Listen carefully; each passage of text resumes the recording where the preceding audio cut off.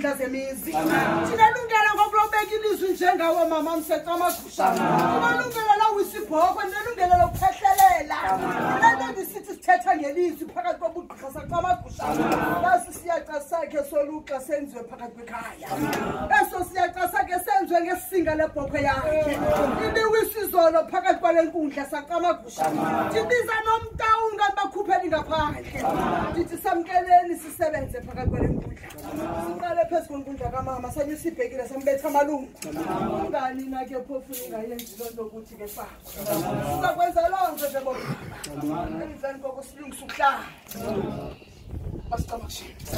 Juvumeleni ngiyobogqala umsebenzi. Phansi kwesandla esihle sakwaThaya. Phansi kwesandla esihle sakwaNdayeni. Phansi kwesandla esihle sakwaNgqungqushe. Phansi kwesandla esihle keSofana. Lezinto yenziwe kumntatata. Lezinto yenziwe kumphakathi kwekhasi lami. Lezinto ngokuyicinga. Manje abantu abasanjisile sithi naye. Basinciphisile kulo msebenzi sicela uxolo.